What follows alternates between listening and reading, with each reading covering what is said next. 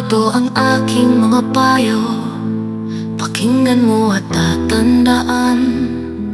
Pag-iwan ka ng magandang marka sa iyong pagdaan, dahil hindi ka na babalik pang muli dito sa sanlibutan. Huwag mong kutyain at pagsamantalahan ang mga nasa ilalim. Baka hindi mo nalalaman na pala ang kanilang gagawin. Isang araw ang akala mo nasa itaas ka pa rin, yun pala ang mga tinapakan mo ay nasa tuktok na at sa'yo'y nakatingin. Ang isang puno ay kaya lumikha ng libu-libong palito ng posporo, ngunit ang isang palito ay kayang tumupok ng milyon-milyong mga puno. Kaya huwag mong maliitin na maliit, dahil kaya nitong bulatin ang mga mata mapanglait. Huwag ka sumigaw sa loob na buhay pa, dahil siguradong ang alingaw mo nito ay babalik ka. Kaya itanim mo ang pinhi na mabuti upang kapaki-pakinabang ang iyong maaani. Huwag ka padalos-dalos sa desisyon upang hindi ka mabihag sa mundo ng ilusyon, dahil kung mabigo ka man sa planong pinag-iisipan, siguradong may inihahanda ang alternatibong paraan ng buhay natin ay mahiwaga. Walang nakakaalam kung narayang, kung nariyan ka pa rin pagdating ng bukas, o kaya mamuhay kang malinis at patas, upang sa kabiguan at tagumpay ay kakapulutan ng magandang aral ang iyong pinamalas. Ako si Maestro,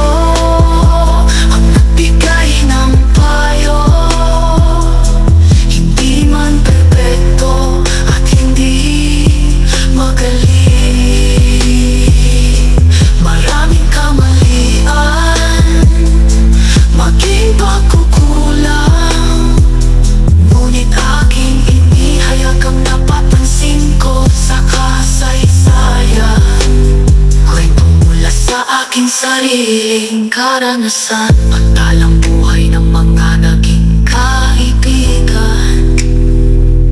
Sa pag-ibig huwag matakot na sumubok, sa pagkadapa huwag manatiling halikan ng lupa. Sa kadiliman ng ilawan ay pagningasin, sapagkat ang paligid na maliwanag, kahit maliliit na detalye ay madaling mapansin. Gumamit ka ng salamin na ang tawag ay kapwa, dahil hindi mo na kailangang titigan pa ang iyong mukha.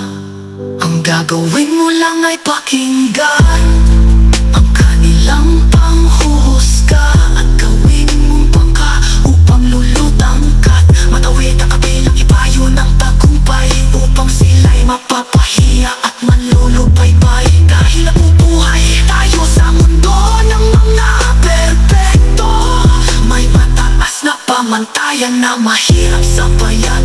Palaging nakaumang ang mga mata mapanghusga, na taglay ang hindi mapipigil at matatalas na mga tila. Kaibigan ko, nagtitiis ka ngayon sa anino ng kahirapan. Tandaan mo, kapag may anino, ibig sabihin may liwanag. At kung napagod ka na, magpahinga ka muna, dahil may panibagong lakas pagsapit ng umaga.